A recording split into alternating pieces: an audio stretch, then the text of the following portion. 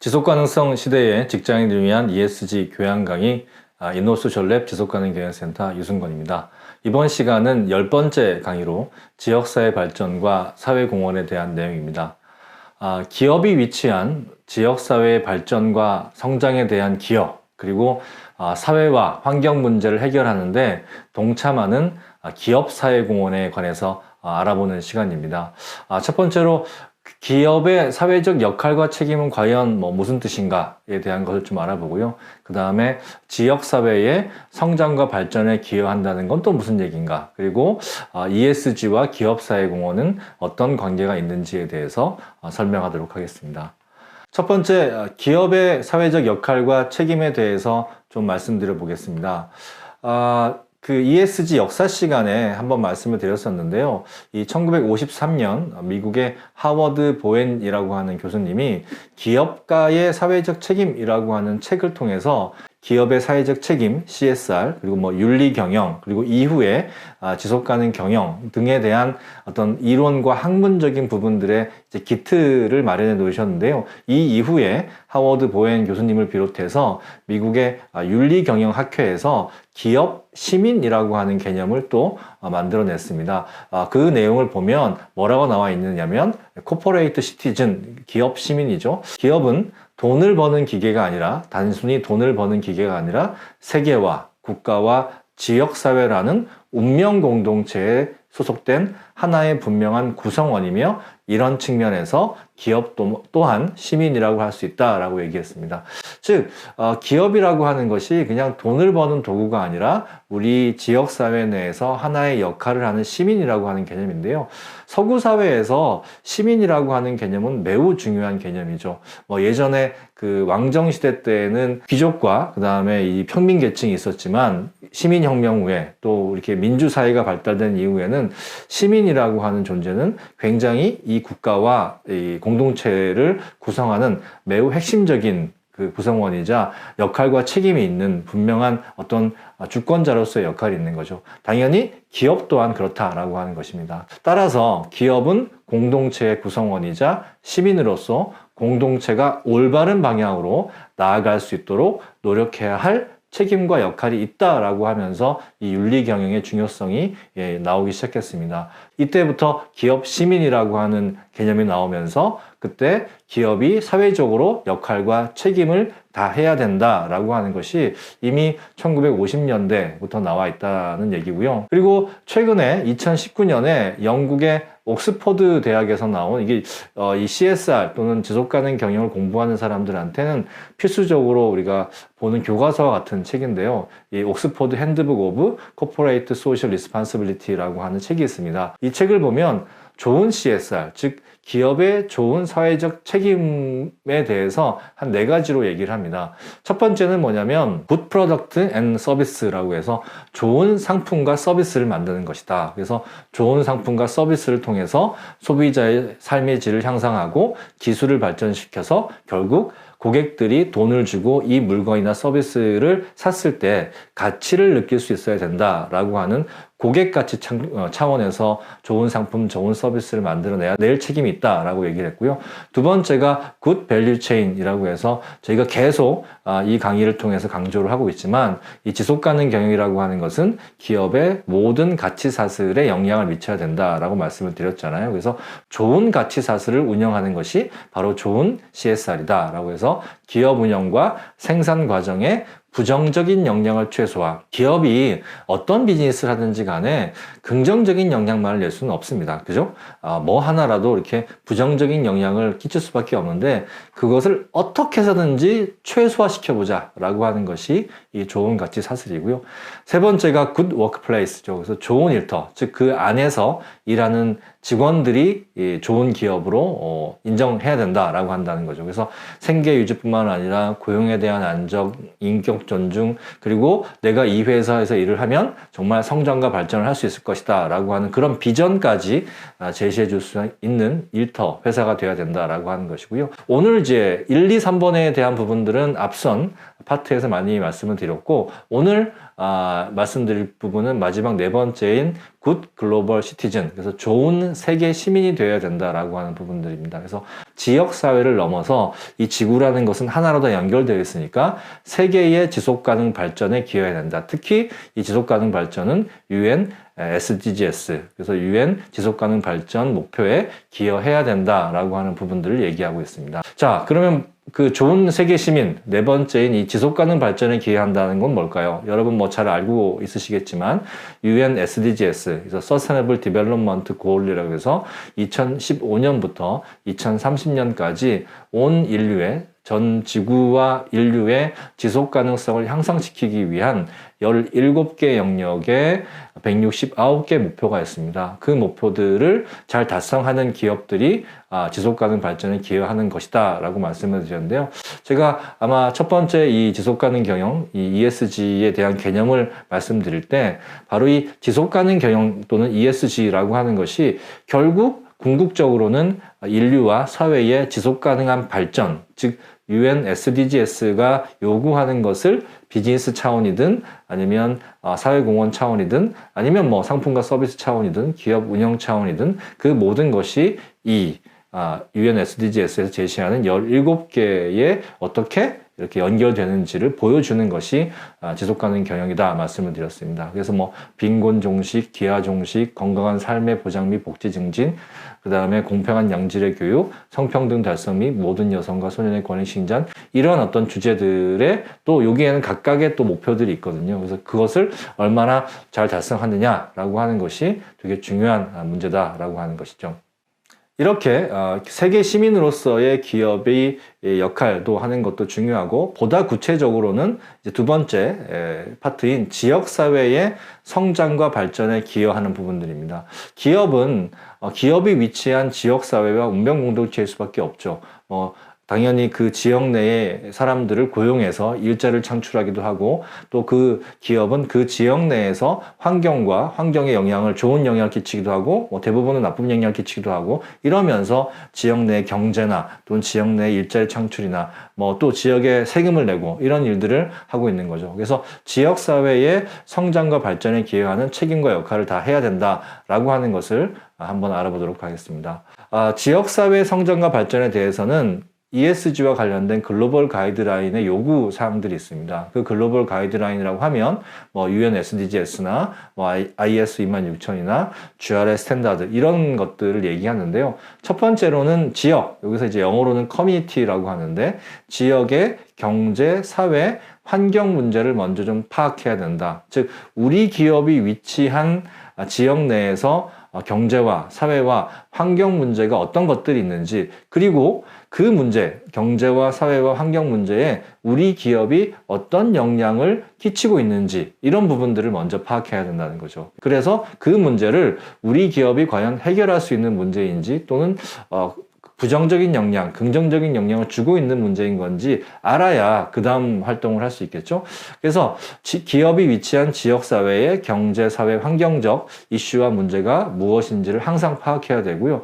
두 번째는 이 부분을 우리가 보통은 사회공헌적으로 접근을 많이 하기도 하는데, 일단 기업은 경제 주체이기 때문에 경제적으로 먼저 좀 접근해야 된다는 것이죠. 그래서 경제적 역할을 통해서 지속 가능한 해결을 할 수 있는지를, 그 방법을 찾아봐야 된다. 그래서 파악된 지역의 경제, 환경, 사회 이런 이슈와 문제 중에 기업이 비즈니스를 통해서 경제적으로 해결 가능한 것에 우선순위를 일단 두는 겁니다. 그래서 만약에 지역 경제가 좀 어렵다라고 하면 우리가 고용 창출을 더 할 수 있는 부분들은 없는가, 또는 지역에 있는 조그마한 기업이나 다른 기업이나 또는 지역에 있는 상인들과 먼저 거래를 할 수 없는 것인가? 이런 것들이 비즈니스의 기능을 활용해서 지속 가능한 방식으로 한번 이렇게 후원하거나 협찬하는 것이 아니라 우리 회사의 운영과 비즈니스를 통해서 지역 내의 환경과 사회 또는 경제 문제를 해결할 수 없는지를 살펴봐야 될 것이고요. 세 번째가 바로 이제 공익적 역할과 책임이죠.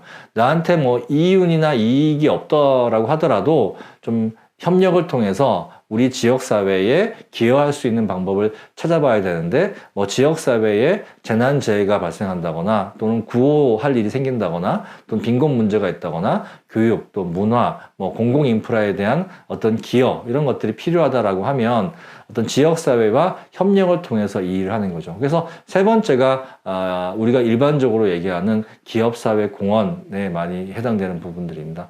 이럴 때 그냥 기업이 혼자 하기보다는 지자체라든지 지역단체와 협력관계를 유지하는 것이 당연히 필요하겠죠. 그래서 지역사회 성장과 발전에 있어서 글로벌 가이드라인이 요구하는 것은 지역의 경제, 사회, 환경 문제를 잘 파악하고 그 문제를 우리가 경제적인 방법, 비즈니스적인 방법으로 해결할 수 있는지를 파악한 후에 그것이 가능하다라고 하면 그걸 우선순위로 하고 그것이 안 된다라고 하면 공익적 접근을 통해서 사회공헌 활동으로 해결하는 방식으로 가는 게 좋다라고 하는 말씀입니다. 이어서 그럼 구체적으로 ESG와 기업사회공헌이 어떻게 연결되는지 한번 살펴보도록 하겠습니다. 특히 이제 ESG와 기업사회공헌은 비즈니스 가치사슬의 이해관계자의 사회환경 문제를 해결하는 쪽에 집중하는 것이 ESG와 기업사회공헌의 공통점, 교집합이라고 볼 수 있습니다. 우리가 첫 시간에 말씀드렸던 ESG, CSR, 지속가능 경영의 개념을 말씀을 드렸는데요. 우리가 이제 지금 말씀드리는 기업사회공헌은 기업의 밸류체인 중에 특히 프라핏, 이익을 활용해서 기업에 위치한 지역 내의 어떤 사회 문제나 공동체의 삶을 개선하는 활동이 기업사회공헌이라고 말씀을 드렸고요. 이것이 좀 세부적으로 나눠보면 기업사회공헌은 순수 공익적 사회공헌과 좀 전략적 사회공헌으로 나눠볼 수 있습니다. 제가 이제 표시로 우리가 흔히 이제 동화책에서 얘기하는 키다리 아저씨, 그래서 이해관계가 없는 그 소녀를 돕는 거에 대해서 내가 이익 또는 뭐 유익을 바랄 건 없는 거죠. 그래서 내가 돕고 싶은 마음에서 그렇게 돕는 것. 그래서 보상과 유익을 바라지 않는 기부, 봉사, 지원 이런 것들을 이제 키다리 아저씨형, 그래서 순수 공익적 사회공헌이라고 한다라고 하면 옆에 플러스 마이너스 곱하기 나누기 이렇게 해서 뭔가 계산기를 두드리는 거죠. 그래서 가치사슬, 이해관계자 또는 뭐 경제, 사회, 환경 문제들을 해결함으로 인해서 보상과 유익을 기대하는 이런 방식이 주로 전략적 사회공헌인데, ESG와 사회공헌의 어떤 교집합은 바로 이 전략적 사회공헌에 있다라고 말씀드릴 수 있습니다. 그래서 이 전략적, 즉 ESG 차원에서의 사회공헌의 세 가지 유형은 크게 첫 번째가 기업이 위치한 지역의 필요, 욕구, 문제를 해결하는 부분들입니다. 뭐 기업에 필요가 있을 수 있죠. 우리가 공장을 세웠는데 공장을 세워서 일을 시키다 보면 직원들이 아플거나 부상을 당할 수 있잖아요. 근데 병원이 뭐 3시간, 4시간 가야 된다라고 안 되니까 보통 큰 공장을 지으면 그 공장 인근에다가 병원이 없으면 기업들이 병원을 세운다든지, 또 직원들이 대학을 가고 싶은데 밤에 이제 일 끝나고 교육을 받고 싶은데 없다라고 하면 뭐 야간 대학을 세우기도 하고, 그런 일들이 우리나라에서도 있었습니다. 뭐 포항이라든지 구미라든지 이런 곳에 가면 기업들이 세운 병원 또는 기업들이 세운 야간대학 이런 것들이 있는 거죠. 또 기업이 아무래도 공장을 운영하다 보면 뭐 폐수를 배출하기도 하고 또는 오염된 공기를 배출하기도 하고 또는 뭐 커다란 트럭들이 이렇게 공장 주변을 다니기도 하면 민원이 발생하겠죠. 그런 어떤 기업이 발생시킨 문제에 대한 민원을 해결하기 위해서도 지역사회에 뭔가 인프라 투자를 하는 이런 부분들이 첫 번째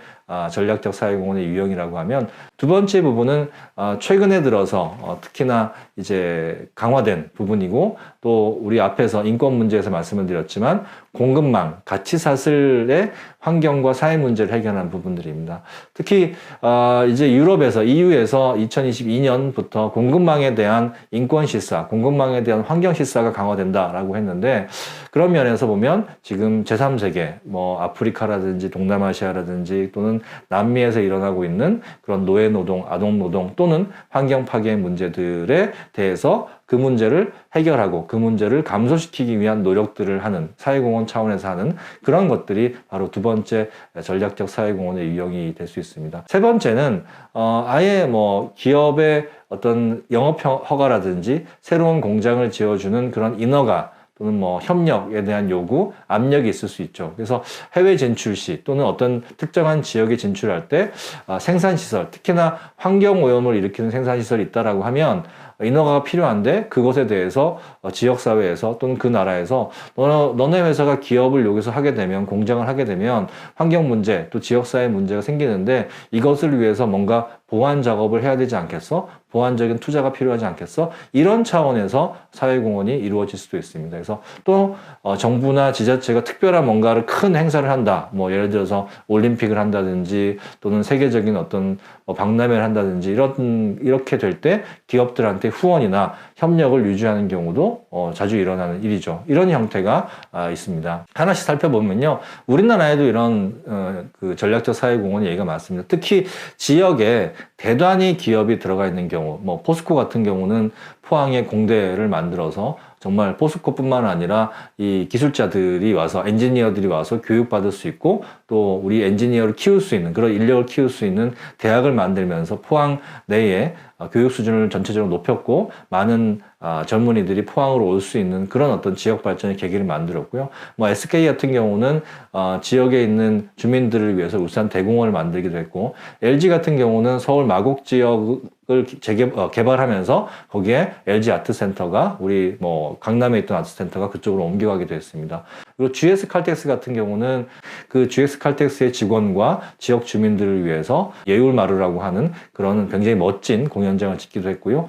뭐 현대중공업 같은 경우는 울산이라고 하는 도시에 굉장히 큰 역할을 하고 있는데 거기에 뭐 직원들이나 직원 가족들이나 또는 협력업체 직원들이 아프거나 또는 그 병을 고쳐야 되는 그런 상황이니까 이런 울산대병원 또 이게 결국은 커져서 지금 현재 아산병원이 되어 있습니다. 삼성 같은 경우는 공장들을 많이 짓고 지역사회에 일자리를 많이 만들면서 여성들이 마음 놓고 아이들을 맡기고 공장에 와서 일을 하고 할 수 있어야 되는데 그런 점에서 삼성 어린이집이라고 하는 것을 만들어서 주요한 공장이라든지 삼성이 위치한 지역 내에 어린이집을 열었던 거죠. 그래서 이 여성 노동자들이 그 삼성에 와서 잘 일할 수 있도록 이런 부분들을 또 했습니다. 이런 지역 내에 어떤 공장을 짓거나 지역 내에 뭔가 사업을 하기 위해서 병원, 뭐 교육시설, 문화시설, 공원 이런 것들을 지은 예는 우리나라도 굉장히 많다라고 하는 점입니다. 이거 외에도 뭐 굉장히 많죠.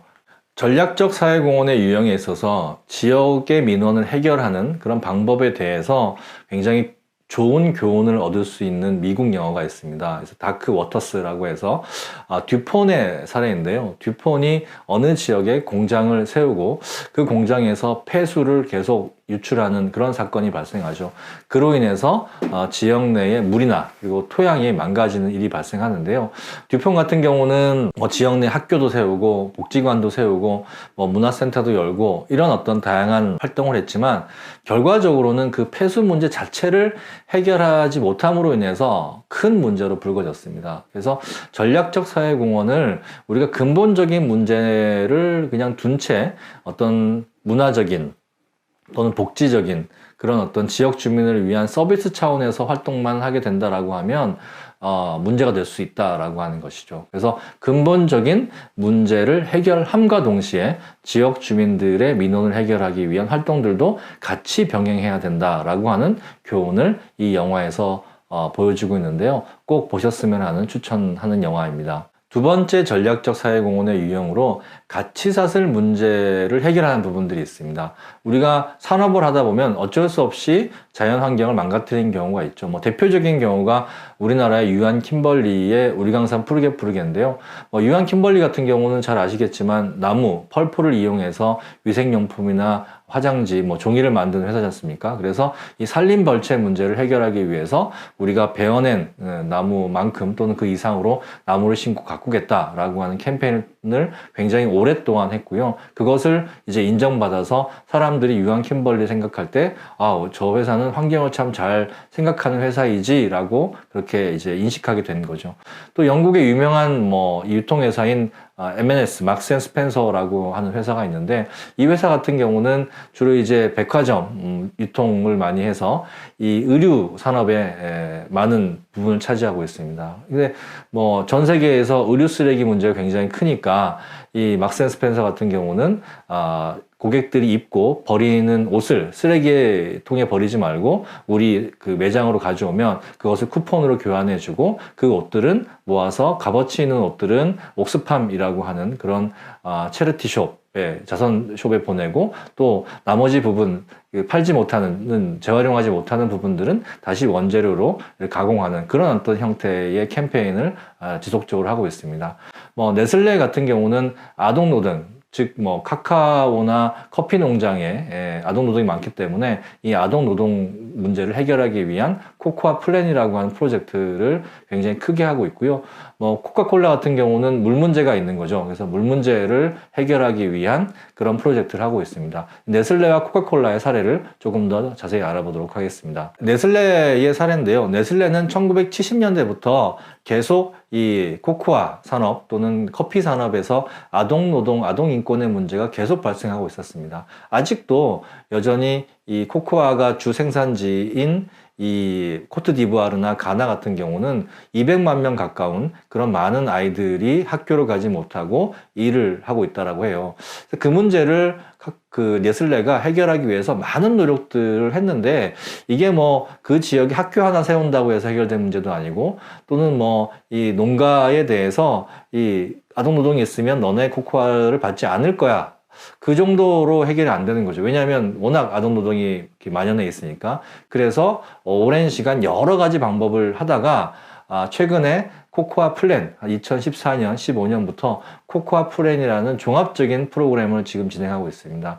일단은 아동 노동을 쓰는 이유가 이 코코아 농가가 제대로 소득이 충분하지 않으니까 이 노동비가 싼 인건비에 아동 노동을 쓸 수밖에 없거든요. 그래서 코코아 농가의 소득을 증대하는 방법, 그래서 코코아 나무의 품종을 개량한다든지 아니면 중간 상인들을 좀 줄여서 유통 단계를 줄여서 이 농가들이 스스로 협동조합을 이렇게 만들어서 협동조합을 통해서 네슬레와 직거래할 수 있는 방법을 만든다든지 이런 형태로 코코아 농가의 소득 증대를 통해서 어른 노동자를 써도 충분히 일을 할 수 있게끔 그렇게 만드는 거고요.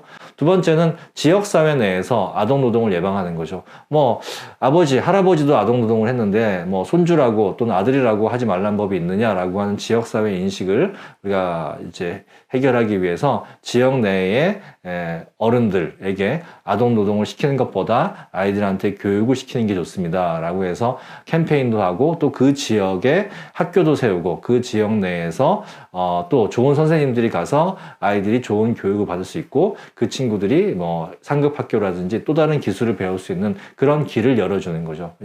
그래서 지역사회 아동 노동 예방을 위한 또 여러 가지 활동을 또 하고 그리고 전체 코코아 산업 우리만 네슬레만 잘한다고 되는 게 아니라 네슬레뿐만 아니라 다른 초콜릿 회사들도 이 혁신을 해야 된다라고 해서 이 전체 코코아 산업에 있어서의 아동노동 문제나 이런 또 환경 파괴 문제를 해결하기 위한 이런 또 활동들을 하고 있습니다. 그러니까 하나의 방법만 가지고는 이 문제 해결되지 않는다라고 하는 거죠. 그래서 여러 가지 방법을 통해서 이 네슬레는 이 코코아 이 가치사슬의 아동노동 문제나 또는 환경 문제들을 해결하고 있다라고 하는 것인데 완벽하지는 않습니다. 열심히 노력하고 있는 중이고요. 코카콜라 같은 경우에는 물이 없으면 코카콜라 산업을 할 수가 없죠. 그래서 이 코카콜라는 물을 가지고 이제 사회공헌을 많이 하는데 특히 우리나라 같은 경우에는 물이 좀 그나마 코카콜라 쓸 수 있는 물이 많은데 저기 동남아시아나 비가 많이 오지 않는 지역 같은 경우에는 코카콜라가 지하 깊은 곳에서 물을 다 뽑아 올리면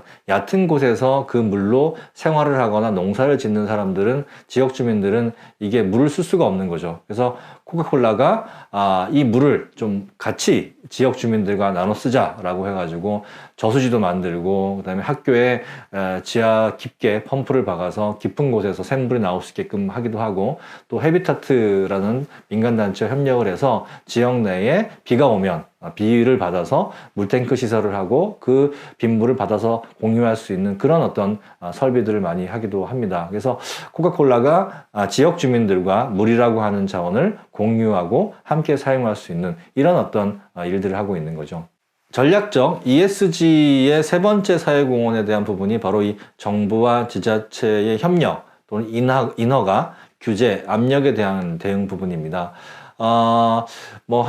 거의 10년 전부터 인도, 중국, 베트남, 인도네시아와 같은 나라들이 사회공헌을 좀 의무화하고 있습니다. 그래서 외국 기업이 이런 나라에 들어올 때 수익의 일정 부분을 공공인프라, 사회복지, 교육, 문화발전에 투자하라라고 해서 이 법들이 만들어졌는데, 물론 의무사항은 아니지만 강제적인 사항은 아니지만 그래도 그렇게 잘하는 기업들한테 공장을 세운다거나 아니면 공장 내에서 뭔가 새로운 비즈니스를 할 때 인허가 사항을 잘 해준다거나 이런 어떤 베네핏을 주고 있습니다. 그래서 이런 나라에 진출할 때는 우리 기업이 전략적으로 사회공헌을 해야 되는 이런 어떤 상황에 있는 거죠. 그래서 환경오염, 지역사회 문제 발생 가능성이 높은 그런 산업일수록 사전 점검 항목이 까다로워지고 인허가 요건이 까다로워지는데, 이런 부분들에 대해서 이런 나라들 같은 경우는 아예 그 문제를 해결함과 동시에 지역의 사회공헌도 해라라는 제도들이 생겨나고 있습니다.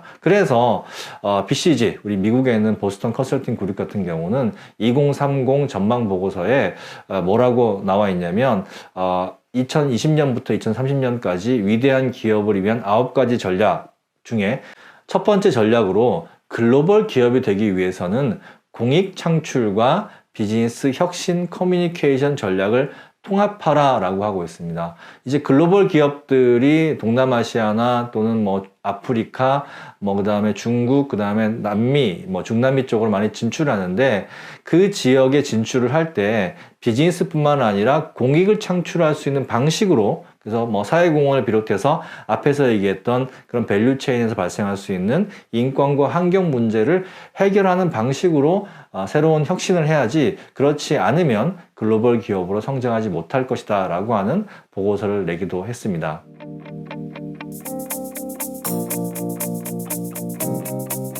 열 번째 강의 요약하겠습니다. 우리 에큐온 캐피탈과 저축은행의 캐릭터인 우리 수명유와 함께 지역사회 발전 기여와 ESG 사회공헌에 대해서 요약하면요. 첫 번째, 이 기업의 사회적 역할과 책임이라고 하는 것은 근본적으로 기업은 돈 버는 기계가 아니라 사회 공동체의 구성원이자 시민, 즉 기업 시민이라고 하는 입장에서 접근해야 된다라고 하는 것이고요. 그것을 위해서는 네 가지 포굿이 있다. 뭐가 네 가지가 좋아야 되냐? 첫 번째는 상품과 서비스가 좋아야 된다. 그리고 두 번째는 가치 사슬에 있어서의 환경과 사회에 문제를 일으켜서는 안 된다. 그리고 좋은 일터를 만들어야 된다. 그리고 지역뿐만 아니라 세계 시민으로서의 역할, 이것이 UN SDGs 지속가능 발전 목표와 연결되어야 된다라고 하는 말씀을 드렸고요. 기업사회공헌의 균형을 이루어야 된다. 그래서 우리가 순수하게 공익적인 키다리 아저씨와 같은 그런 공익적인 사회공헌도 있지만, 최근에 이제 ESG가 뜨면서 계산기를 두드리는 우리 가치사슬과 이해관계자의 어떤 사회 환경 문제를 해결하면서 우리 회사도 좀 뭔가 유익을 얻을 수 있는 그런 문제를 해결할 수 있는 그런 사회공헌이 이제 부각되고 있다라고 말씀을 드렸는데, 공익적인 부분도 분명히 필요한 것 같아요. 그래서 키다리 아저씨적인 그런 공익적인, 순수한 공익적인 사회공헌과 보다 좀 계산적인 사회공헌이 잘 조화를 이루었으면 좋겠다라고 하는 생각입니다. 마지막으로 이제 이런 차원에서 이 전략적 사회공헌이라고 하는 것은, 첫 번째는 기업이 위치한 지역의 어떤 필요라든지 욕구라든지 문제 해결 특히 기업이 일으킨 문제에 대해서는 좀 적극적으로 해결해야 되는 노력이 필요하고요. 그 다음에 우리 지역은 아니더라도 이 공급망, 제3세계의 아프리카나 또는 중남미나 동남아시아 같은 이 개발도상국이나 후진국에 있는 공급망, 가치사슬의 환경과 사회 문제를 해결하는 그런 사회공헌도 당연히 필요하고요. 마지막, 이제는 뭔가 사업을 하기 위해서 인허가나 또는 그 지역에 또는 해외에 공장을 세우기 위해서는 인허가에 대한 부분이 필요한데, 그러기 위해서는 이제는 정부나 또는 그 해외 국가에서 사회공헌이나 지역에 대한 공공인프라에 대한 투자를 적극적으로 원하고 있기 때문에 그런 차원에서도 사회공헌이 필요하다라고 하는 말씀을 드렸습니다. 네, 이번 시간에는 ESG와 사회적 책임에 대해서 알아봤습니다. 특히 지역사회에서 기업이 어떤 사회적 역할과 책임을 해야 되느냐에 대해서 알아봤는데요. 기업 시민이라는 말, 즉 우리가 사람도 시민이면 역할과 책임이 있지 않습니까? 그러니까 기업도 사람으로 생각해서 기업 시민으로서의 지역사회, 그리고 더 나아가서 국가와 세계에 반드시 해야 될 그런 기업 시민으로서의 역할과 책임이 있다라고 하는 점과 ESG를 어떻게 연결시킬 것인가에 대한 부분들을 잘 생각해 보셨으면 좋겠습니다. 네, 강의 들어주셔서 감사합니다.